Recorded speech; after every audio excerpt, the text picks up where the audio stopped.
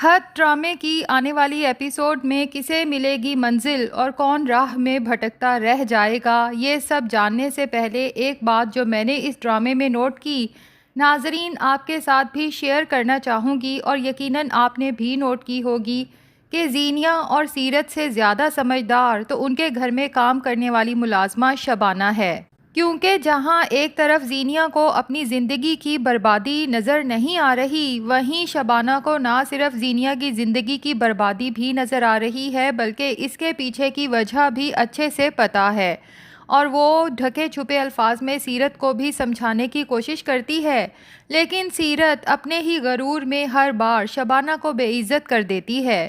خیر، فی الحال بات کریں گے دانش اور زینیا کی طلاق کی۔ تو جہاں ایک طرف سیرت بہت پریشان ہے کہ اس کا سب کچھ تو پہلے سے لٹ چکا ہے، اب زینیا کو بھی دانش چھوڑ دے گا تو یہ دونوں ماں بیٹی کہاں رہیں گی، ان کا کیا بنے گا؟ کیونکہ اگر زینیا نے دانش سے بنا کے رکھی ہوتی تو دانش زینیا سے اتنی محبت کرتا تھا کہ سیرت کی اس بربادی کے بعد اپنے گھر میں جگہ دینے کو تیار ہو جاتا، لیکن اب پتہ نہیں کہ اس گھر سے نکالے جانے کے بعد یہ دونوں کہاں جائیں گی، کیونکہ نہ تو ان کی اپنے غریب رشتہ داروں کے ساتھ بنی ہے اور نہ ہی کسی جاننے والے کے ساتھ۔ اور جہاں تک بات ہے دانش کی تو وہ بھی زینیا کو طلاق دینے کے بعد افسردہ تو بہت ہے، لیکن یہاں پر مجھے ایک بات سمجھ نہیں آئی کہ آخر دانش اور ٹینا کے درمیان میں ایسا کون سا رشتہ ہے کہ دونوں کی اتنی پکی دوستی ہے کہ دانش اپنا ہر غم ٹینا کے ساتھ ہی شیئر کرتا ہے۔ اگر ان دونوں میں اتنی انڈرسٹینڈنگ تھی تو بھئی دانش نے ٹینا سے شادی کیوں نہیں کی، جبکہ ٹینا دیکھنے میں اچھی خاصی حسین لڑکی ہے،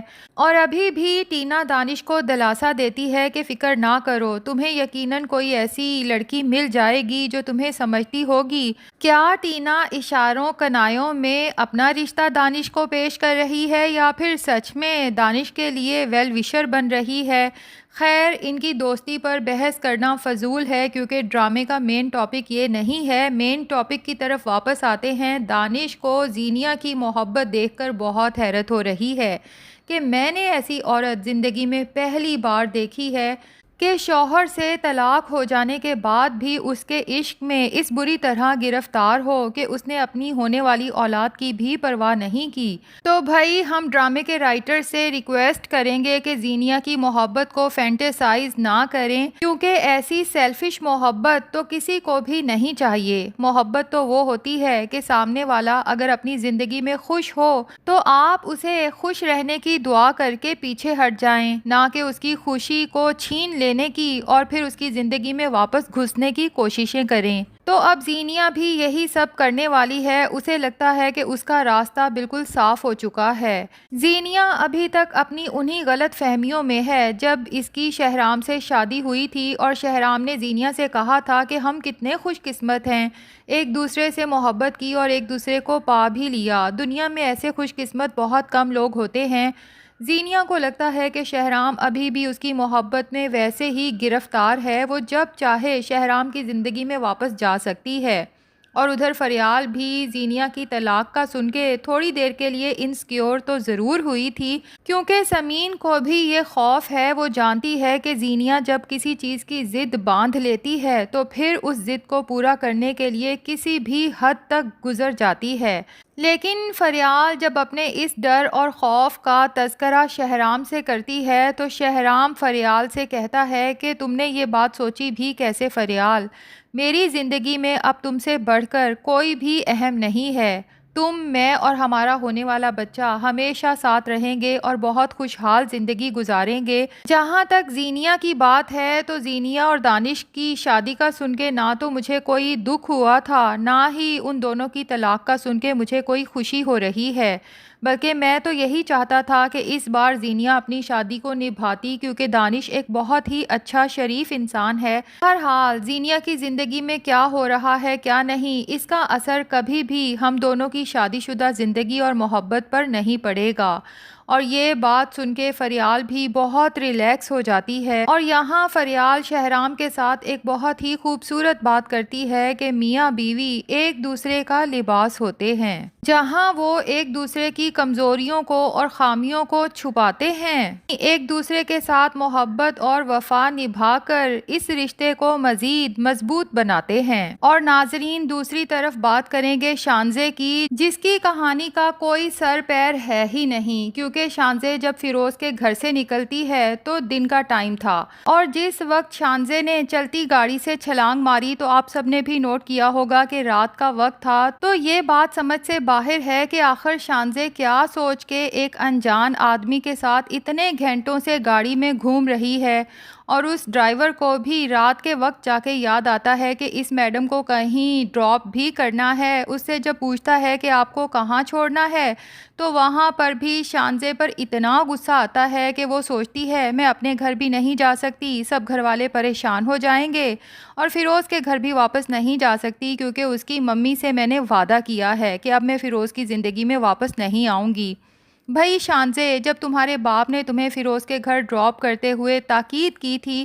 کہ بیٹا آئی ایم جسٹ اے کال اوے، تمہیں کوئی پریشانی ہو تم مجھے بس ایک کال کرنا، اور تم نے اترتے ہوئے کہا بھی تھا کہ جی ڈیڈ میں آپ کو کال کروں گی، اور پھر تمہارے پاس کوئی اور ٹھکانہ بھی نہیں ہے تو تم اتنا سوچ کیوں رہی ہو؟ سیدھا اپنے گھر جاؤ، اپنے گھر والوں کو اپنی پریشانی بتاؤ۔ خیر، اس کے بعد جو کچھ ہوا اس پہ ہم زیادہ لمبی بحث نہیں کریں گے۔ اب بات یہ ہے کہ شانزے جب زخمی حالت میں روڈ پر پڑی ملتی ہے تو اس کے پیرنٹس پریشان ہوتے ہیں، اور یہاں پر لگتا یہی ہے کہ شانزے اب بھی اپنے گھر والوں کو نہیں بتا رہی کہ فیروز کی ماں نے میرے ساتھ کیا بدسلوکی کی۔ ہاں، البتہ فریال کو احساس ہو جاتا ہے کہ شانزے کے ساتھ کچھ نہ کچھ تو برا ہوا ہے جو وہ فیروز کے گھر سے چپ چاپ نکلی۔